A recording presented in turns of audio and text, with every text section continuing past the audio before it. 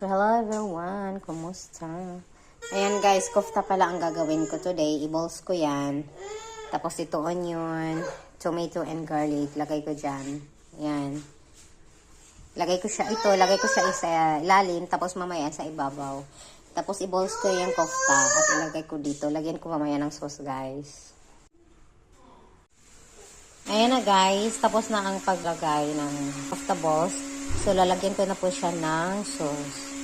Ayan na po ang sauce guys. Ayan. Na-mix ko na. Lagay ko po lang siya dito. Yes, mommy. Yes, mommy. Bombom. Yala play bombom. Lalagay lang po siya sa oven guys. Mga 1.5 hours. Kanyan.